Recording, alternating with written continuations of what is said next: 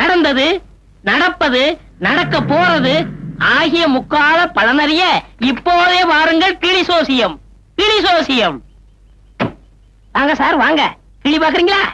என்ன தயங்குறீங்க? வாங்க சார். உங்க முகத்தை பார்த்தா குடும்பத்துல ஏதோ குழப்பம் நினைக்கிறேன். எப்படி அவ்வளவு கரெக்டா சொல்றீங்க? ஒரு குத்து மதிப்பாத்தான். இந்த காலத்துல குழப்பமில்லாத குடும்பம் எங்க சார் இருக்கு?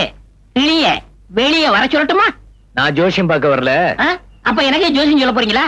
நான் சொல்ற மாதிரி சரியா? கிளிய நீங்க எடுத்துக்கிட்டு காரை நான் எடுத்துட்டு போவா? யோ, நான் சொல்றத கேளியா? என் வீட்டு அட்ரஸ் குடுக்கறேன். நேரா அங்க போறேன். என் மனைவி ஜானகிக்கு ஜோசியம் பாக்குற மாதிரி பாக்குறேன்.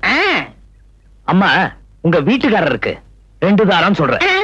காரனா குடுக்கற ஆளத்தான் தேடி வந்திருக்க ஒழிய கார்ல யாரும் வந்ததுன்னு நினைச்சேன். இப்பதான் புரியுது. அசத்திடுவோம். பைக்குள்ள கைய விடுங்க, வியாபாரத்தை முடிச்சிருவோம். இது அட்ரஸ், பணம் 50 ரூபா. அசத்திடுறேன். அடியே பஞ்சவர்ணம், சிலுக்கு மாதிரி குளிக்கு வந்து அனுராதா மாதிரி ஒரு ஆட்டம் ஆடி டிஸ்கோ சாந்தி மாதிரி வளைஞ்சு நெளிஞ்சு ஒரு சீட் எடுமா?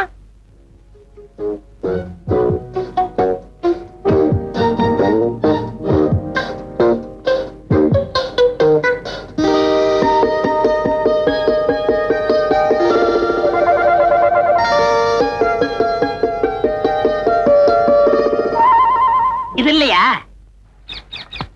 அப்ப இது இதுதானா? நீ கரெக்டா சொல்லுவான்னு எனக்கு தெரியும். அம்மா எக்ஸ்ட்ரா 10 ரூபா கொடுப்பாங்கிறது எனக்கு தெரியும். உள்ளவா கரெக்டா சொல்லுங்களா? என்ன இப்படி கண்டுபிட்டீங்க? 5 கண்டத்தையும் தேடினாலும் கிடைக்காத பஞ்சவர்ண கிளி இது. இதோட பரம்பரை இருக்க மதுரை மீனாட்சி கையில இருக்க கிளி. இதுக்கு அது அம்மாவுக்கு அம்மா, அம்மாவுக்கு அம்மாவுக்கு அம்மா, அம்மா அம்மா. புரிஞ்சுதுங்களா? அப்படியா? படிக்கிறேன், கேளுங்க.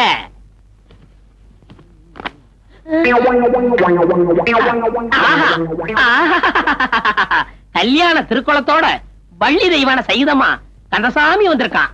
அம்மா தப்பா எடுத்துக்க கூடாது. என்ன ஐயா +2வா? இல்லங்க, அவர் BE படிச்சிருக்காரு. படிச்சத சொல்லலாமா? அவரு தேடி புடிச்சத சொல்றேன். என்ன சொல்றீங்க? ஐயாவுக்கு 2 சம்சாரம் தானே? யோ, நீ ஜோசி சொன்னது போதும், முதல்ல எங்க புறப்படு. கொஞ்சம் பொறுமையா இருங்கம்மா, கோச்சுக்காதீங்க. என் கிளி உண்மையதான் சொல்லும். என்ன உண்மை? எங்க வீட்டுக்காரர் அப்படிப்பட்டவர் ஒண்ணு இல்ல. உன் இஷ்டப்படி சம்மந்தம் இல்லாம பேசுற எனக்கு கெட்ட கோவம் வரும். முதல்ல எந்திரி. நானா சொல்றேன்? என் கிளி சொல்லுது. என் நாக்கும் போய் சொல்லாது, என் கிளி நாக்கும் போய் சொல்லாது. உங்க புருஷனுக்கு 2 பொண்டாட்டி, 2 பொண்டாட்டி, 2 பொண்டாட்டி. ஐயோ ஐயா, நான் போன தப்பு. என் புத்தி செருப்பாலடி. அம்மா, என்னையாச்சு? இந்த கோலத்தை பார்த்ததுக்கு அப்புறமா என்னாச்சுன்னு கேக்குறீங்க? அம்மா, உங்க புருஷனுக்கு 2 பொண்டாட்டின்னு சொன்னேன். அவ்வளவுதான். எரிமலை வெடிச்சது மாதிரி ஒரு சத்தம். என் கூண்டு ரோட்ல உருண்டது. என் கிளி ஆகாயத்துல பறந்தது. நான் குப்பை தொட்டியில கிடந்தேன். வருத்தப்படாதீங்க. என் மனைவி மனசு மாத்தணுங்கிறதுக்காக தான் உங்களை அனுப்பிச்சு சோதனை பண்ணி பார்த்தேன். உங்க சோதனைக்கு நான் தானா கிடைச்சேன்? இந்த ஊர்ல எத்தனை சோசியக்காரர் இருக்கான். அம்மா, உங்க கூண்டு கிளிக்கெல்லாம் வச்சுங்க. உங்க உடம்பையும் தேத்திங்க. தம்பி, நான் சொல்றேன்னு வருத்தப்படாதீங்க. உங்க உடம்பையும் தேத்திக்கங்க. ஏன்? சோசியம் சொன்ன எனக்கே இந்த கேதுன்னா சோடி சேர்த்த உங்க நிலைமை நினைச்சு பாருங்க. அம்மா அம்மா.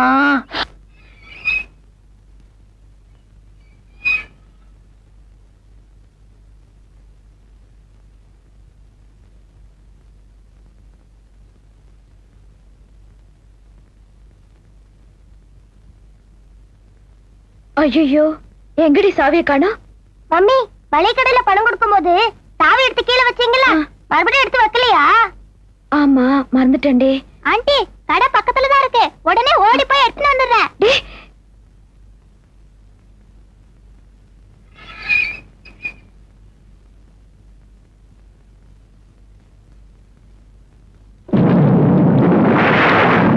மழை இப்படி பெய்யுது, கண்ணை எப்படி வருவா?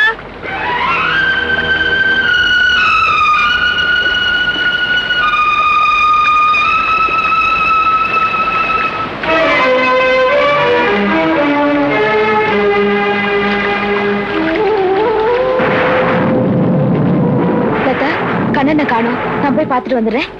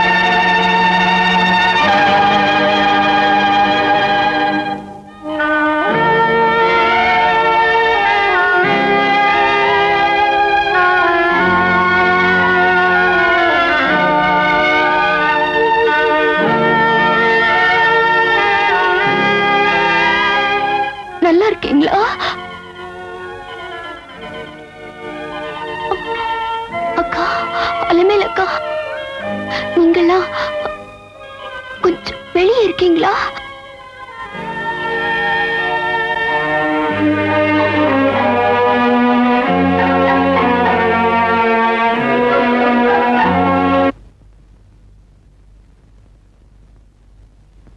மேரி, நீ வர சொன்னது அலமேல அக்கா சொன்னாங்க. எதுக்கு வர சொன்ன? நீ செஞ்சிட்டு இருக்க ஈனத்தனமான காரியத்தை பத்தி பேசுறதுக்காக தான் அவனை வர சொன்னேன். அப்படி என்ன செஞ்சுட்டேன்? என் கணவரோட நிம்மதிக்கு விலை பேசி பண வசூல் பண்ணிக்கிட்டு இருக்கியே, இதை விட வேற என்ன வேணும்? அது எப்படி உனக்கு தெரியும்? எப்படியோ தெரிஞ்சுக்கிட்டேன். ஏன் தெரிஞ்சு போச்சுன்னு வருத்தப்படுறியா? ஓஹோ, நேத்து தெரியாம குடிச்சிட்டு வளரிட்டேன். அது அலமேல அக்கா உங்ககிட்ட சொல்லிட்டாங்களா? ஓகே, இப்ப ஸ்ட்ரைட்டாவே கேக்குறேன், நான் செஞ்சதுல என்ன தப்பு? என்ன தப்பா? ஆமா, உனக்கு உன் புருஷனோட நிம்மதி முக்கியம். உன் புருஷனுக்கு உன்னை பத்தின விஷயத்தை அவன் மனைவி கிட்ட இருந்து மறைக்கிறது முக்கியம். அதே மாதிரி எனக்கு பணம் முக்கியம். அததான் உங்ககிட்ட இருந்து வாங்கிட்டு இருந்தேன். That's all. உனக்கு பணம் தான் முக்கியம்னா அதை நீ உழைச்சுதான் சம்பாதிக்கணும், தெரியுமா? ஒரு குடும்பத்தோட நிம்மதியை குலைச்சு சம்பாதிக்க கூடாது. பரவாயில்ல, ரொம்ப நல்லா பேசுறமா. Very good, very good. நானும் உழைக்க மாட்டேன் நான் சொன்னேன். உன் புருஷன் என் மேல அயோக்கியங்கிற முத்திரை குத்திட்டான். அதுல இருந்து என்னால எங்கேயுமே வேலைக்கு போக முடியல. வேலை செஞ்ச இடத்துக்கு துரோகம் செஞ்சதுனால உனக்கு இந்த நிலைமை வந்துச்சு. என் மேல கொடுத்த கம்ப்ளைண்ட் உனக்காக வாபஸ் வாங்கின மாதிரி திரும்பவும் என்ன வேலையில சேர்த்திருந்தா இது மாதிரி பிரச்சனை என்னால வராது இல்ல. நானும் அப்படான் நிம்மதியா இருந்திருப்பேன். முதல்ல மேனேஜரா இருந்தப்பவே திருடி அனுபவிச்ச நீ அவருக்கு சொந்த காரணமும் ஆயிட்டா உரிமையோட அந்த கம்பெனியை அழிச்சிருப்ப. அந்த குடும்பத்தோட சொத்தை உங்ககிட்ட இருந்து காப்பாத்துறதுக்காகத்தான் உனக்கு திரும்பவும் வேலை கொடுக்க வேண்டாம்னு நானே சொல்லிட்டேன். ஓ, என் வாழ்க்கை வீணா போறதுல உனக்கும் பங்குண்டா? அப்ப நான் செஞ்சதுல தப்பே இல்ல. இது வரைக்கும் உன்னை கெட்டவன் தான் நினைச்சேன். ஆனா மனசுல ஈரமோ பாசமோ இல்லாத பாவின்னு இப்பதான் புரிஞ்சுக்கிட்டேன். ஒரேடி அப்படி சொல்லிட்டா எப்படிமா மேரி? என்ன பார்த்தா பாசம் இல்லாதவங்கிற? You are insulting me. உனக்கு கிடைக்க வேண்டிய நியாயமான வாழ்க்கையை விட்டுட்டு இப்படி முறையில்லாத வாழ்க்கை வாழ்ந்துட்டு இருக்கேன்னு சொல்லி நான் எவ்வளவு வருத்தப்படுறேன் தெரியுமா? நீ வருத்தப்படுற அளவுக்கு அவர் எனக்கு என்ன குறை வச்சிருக்காரு? என்ன நம்ம முறைப்படி மோதிரம் மாத்தி கல்யாணம் பண்ணிக்கலையா? எனக்கு இந்த வீடு அந்தஸ்து எதுவுமே கொடுக்கலையா? இல்ல என் மேல அன்பு செலுத்தலையா? என்னதான் இருந்தாலும் உன் பையன் அவன் அப்பாவை அங்கிள் தானே கூப்பிடுறான். அதுக்கு காரணமே நான் தான். என்னால மட்டும் இல்ல, என் மகனால கூட அவரோட நிம்மதி கேடக்கூடாதுன்னு தான் அவன் அப்படி வளர்க்கிறேன். அதுக்கு நானே கவலைப்படல, நீ என்ன? சரிம்மா, ரொம்ப சந்தோஷம். உன் பிரச்சனை முடிஞ்சு போச்சு, நீ திருப்தியா இருக்க. என் பிரச்சனை முடியணும்னா எனக்கு லம்பா ஒரு அமௌண்ட் வேணும். கிடைச்சா எங்கேயாவது போய் செட்டில் ஆயிடுவேன். அதுக்காக ஃபைனலா உன் புருஷனை பார்க்கலான்னு இருக்கேன். வேற எங்க போவேன்? இதை கேட்டா குட்டிச்சோறு தானம்மா. தபார், திரும்ப திரும்ப அவரை போய் பாக்குற வேலை வச்சுக்காத. உனக்கு எவ்வளவு பணம் வேணும் சொல்லு. ஏன் நீயே கொடுத்துறியா? ஆமா, நீ எனக்காக சீர் கொடுத்த பாரு, அதுல என்ன நான் கொடுக்க போறேன். கிண்டல் தானே வேணான்றது. என் புருஷன் எனக்காக கொடுத்த இந்த வீட்டையும் நகையை அடமாற வச்சுதான் நான் அவருக்காக கொடுக்க போறேன். உன் இஷ்டம். எப்ப தரப்போற?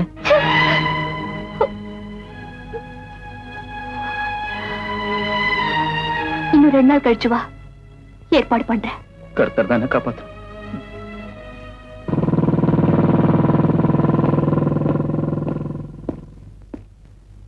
அங்கே நில்லு.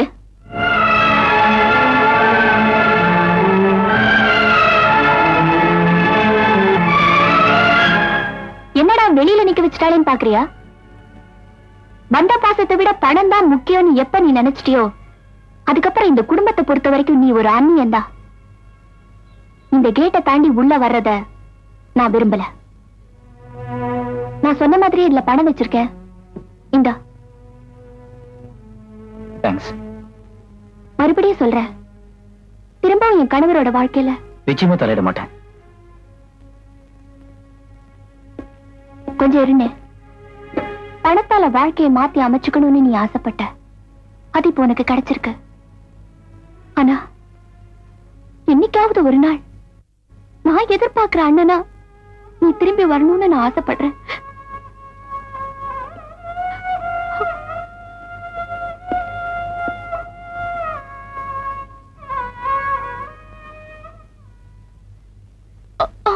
என் கண்ணை செத்தது மட்டுமில்லாம எனக்கும் சாவு தேடி கொடுத்துட்டான். மேரி, அப்படி சொல்ல. நீ பொழைச்சுக்குவே. இல்லைங்க, நிச்சயமா நான் பழிக்க மாட்டேங்க. இத்தனை வருஷங்களா ஜானகி அக்காவுக்கு தெரியாம நாம மறைச்சு வச்சிருந்த உண்மை அப்படியே இருந்துட்டோம். நீங்க தான் அப்பாங்கிற உண்மைய கண்ணகிட்ட சொல்லாமலே வளர்த்துட்டேன். நீங்களும் சொல்லிடாதீங்க. இனிமே கண்ணனை வளர்க்கிற பொறுப்ப அலமேல அக்கா கிட்டே விட்டுருங்க. ஏன் மேரி இப்படி எல்லாம் பேசுற? உங்களுக்கு அவனால கூட எந்த பிரச்சனையும் எப்பவுமே வரக்கூடாதுங்கிறதுக்காகத்தான் அப்படி செய்ய சொல்றேன்.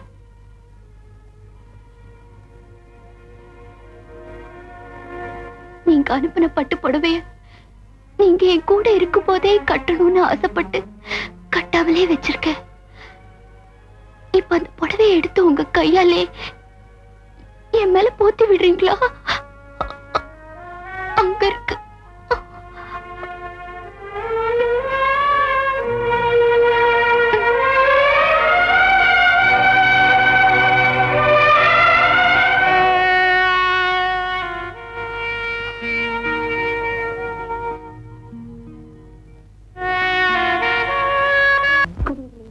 Ladies and gentlemen, welcome aboard our flight number IC565 to Madras.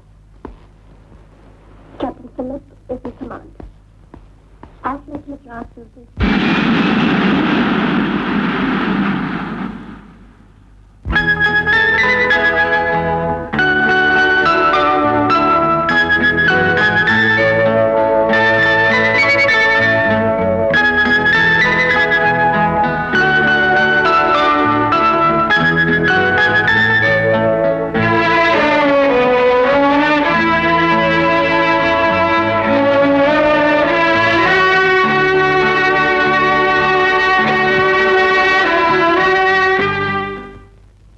இத பாரு, உன் சம்சாரம் ஆபீஸ்க்கு வந்தது, அங்க கலாட்டா நடந்தது, நீ கட்ட பொண்டாட்டிய மோசம் பண்ணிட்டு இன்னொருத்திய சேர்த்து வச்சிருக்கேன்னு கேள்விப்பட்டது. இதெல்லாம் உண்மையா இல்லையா? ஒண்ணுதான் கேக்குறேன், புரியலையா? உண்மைதாங்க. ஆனா நான் சொல்ற நியாயத்தை கொஞ்சம் கேளுங்க. எந்த அயோக்கியனும் தான் செஞ்ச தவிர மறைக்கிறதுக்கு ரெடியா ஒரு காரணத்தை கையில வச்சிருப்பான். உன்ன மாதிரி ஆளோட நிழல் கூட என் வாசல படக்கூடாது. இந்தா உன் கணக்கு தீர்த்துட்டு போயிடு. அம்மா, ஐயா வந்ததும்... என்னது ஐயாவா? கடவுளே வந்து சொன்னாலும் சரி, தாலி கட்டினவளுக்கு துரோகம் செஞ்ச உன்னை மன்னிக்கவே மாட்டேன். இந்தா பணத்தை வாங்கிட்டு போயிடு. உன்னை பாக்க எனக்கு கோவம் அதிகமாயிட்ட போது என் கண்ணு முன்னால நிக்காத, போயிடு.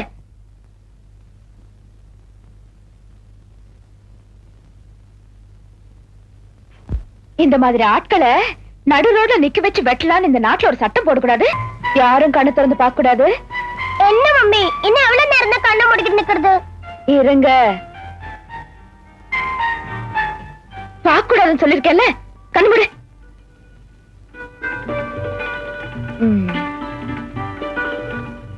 இப்ப பாருங்க. இதெல்லாம் யாரு மம்மி? சொல்றேன். இது லதா, மீனா, டாடி, நானு. இது யாரு? கண்ணன்.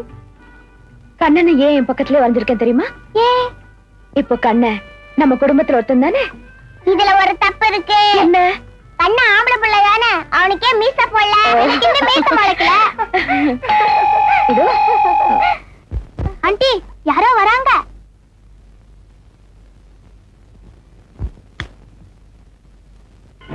வணக்கம். மிஸ்டர் ராமு வீடு இதானே? ஆமா, நான் அந்தமான்ல இருந்து வர்றேன். என் பேர் அலமேல். அப்படிங்களா? உள்ள வாங்க வாங்க. ராமு சார் இருக்காரா? அவர் இப்ப வந்துருவாரு, உட்காருங்க. கண்ணன் சௌக்கியமா இருக்கானா? கண்ணன் உங்களுக்கு தெரியுமா? என்னங்க இப்படி கேட்டுட்டீங்க? அவன் தொப்புள் கொடி அறுத்தவளே நான் தான். பெத்ததுதான் அவங்க அம்மா, வளர்த்ததெல்லாம் நான் தான். ஒரு நாள் அவன் சின்ன பிள்ளையா இருக்கும்போது முத்தம் கொடுக்கலான்னு அப்படியே தூக்குனேன், வாயிலே பேஞ்சிட்டாங்க. கண்ணா, யாரு வந்திருக்காங்க வந்து பாரு. ஓடியா ஓடியா கண்ணா ஓடியா. நல்லா இருக்கியா? நல்லா இருக்காத்த. லதா, மீனா, இவங்க என் பக்கத்து வீட்டு அத்தை. வணக்கம். வணக்கம். இந்தா. நாங்க வாங்கிக்க மாட்டோம். ஏம்மா? மம்மி சொன்னதான் வாங்கிப்போம். வாங்கிங்கடி. Thank you. போய் விளையாடு. ரொம்ப நாளைக்கு அப்புறம் கண்ணனை பாக்குறேன். அங்க இருந்ததை விட இங்கதான் சந்தோஷமா இருக்காங்கிறது அவன் முகத்துல இருந்தே தெரியுது. இப்ப அவனும் எனக்கு ஒரு புள்ளதானங்க. நீங்க கண்ணனை உங்க குழந்தையாவே பாவிப்பீங்கன்னு நான் கொஞ்சம் கூட எதிர்பார்க்கல. உங்க பெருந்தன்மை யாருக்கும் வராது. இதை எப்படி பாராட்டுறதுன்னே எனக்கு தெரியல. இதுல பாராட்டுறதுக்கு என்னங்க இருக்கு? கண்ணனை பத்தின பூரா விவரத்தையும் அவர் என்கிட்ட சொல்லிட்டாரு. அப்படியா? மத்தவங்களை விட ராமு சார் வித்தியாசமானவரா இருக்காரு. நீங்க அவரை விட வித்தியாசமானவங்களா இருக்கீங்க. நடந்த சூழ்நிலை அவர் என்கிட்ட வந்து சொன்னப்போ என் மனசு ரொம்ப துடிச்சு போச்சு. உங்க மனசு துடிச்சதும் இயற்கைதான், ஊர்ல இப்படி நடக்கிறதும் இயற்கைதானே. ஆமா, உங்களுக்கு ரெண்டுமே பெண் குழந்தைங்க தானா? ஆமாங்க. ஒரு ஒத்துமையை பாத்தீங்களா? மகாபாரத கதையில அந்த கண்ணன் ஜெயில்ல பிறந்து கோகுலத்துல போய் புள்ளையா வளர்ந்தான். இந்த கண்ணன் அந்தமான்ல பிறந்து இந்த வீட்டுல புள்ளையா வளர்றான். இதுக்கு பேரு தாங்க விதின்னு சொல்றது. என்னங்க விதி? இவ்வளவு சின்ன வயசுல அவனை தனியா விட்டுட்டு தாய் தவப்ப 2 பேருமே ஸ்டவ் அடிச்சா சாவணும். அவங்களே யாராவது ஒருத்தர் உயிரோட இருந்திருக்க கூடாது. அப்பா கடவுளே.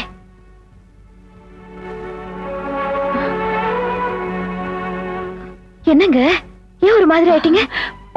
ஒண்ணு இல்ல. பழசெல்லாம் ஞாபகப்படுத்திட்டேனா? உங்க வீட்டுக்காரரு எல்லா விஷயத்தையும் உங்ககிட்ட கரெக்டா சொல்லிட்டாரேங்கறத நினைச்சு பாக்கும்போது அவர் எதையுமே என்கிட்ட மறைக்க மாட்டாருங்க. புரியுது. நான் போயிட்டு வர்றேன். என்னங்க அவர் இப்ப வந்துருவாரு, 10 நிமிஷத்துல வந்துருவாரு. கொஞ்சம் இல்ல, அவர் வந்தாருன்னா நான் வந்துட்டு போயிட்டேன்னு சொல்லிடுங்க. நான் வரேன். போயிட்டு வரேன். சரி, போயிட்டு வாங்க. கண்ணுங்கிட்ட சொல்லிடுங்க. சொல்லிடுறேன். போயிட்டு வாங்க.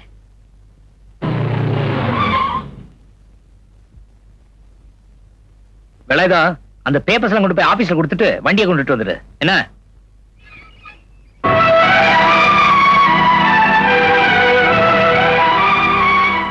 வந்து ரொம்ப நேரம் ஆச்சா? சௌக்கியமா இருக்கீங்களா? இருக்க. ஜானகிக்கு உண்மையெல்லாம் நீங்களும் சொல்லலேன்னு புரிஞ்சுக்கிட்டேன். நானும் சொல்லாம பரப்பிட்டுட்டேன். கண்ண உங்க மகங்கிற உண்மையே இன்னையே உங்க மனைவி கிட்ட மறைச்சு வச்சிருக்கீங்க. நீங்க என்ன தவறா நினைக்க கூடாது. ஜானகியை நம்ம மனப்பூர்வமா நம்பிட்டு இருக்கா. எங்களுக்குள்ள இதுவரைக்கும் எந்த கருத்து வேறுபாடும் இருந்தது கிடையாது. மத்தவங்க பொறாமப்படுற அளவுக்கு நாங்க ஒத்துமையா வாழ்ந்துட்டு இருக்கோம். அப்படி நிம்மதியா இருக்கிற அவ வாழ்க்கையில இப்படி திடீர்னு ஒரு பிரச்சனை அவகிட்ட சொல்லி நடக்க கூடாதது எதுவும் நடந்துட்டா அந்த பயத்துலதான் இன்னமும் அவகிட்ட எதுவும் சொல்லாம இருக்கேன்.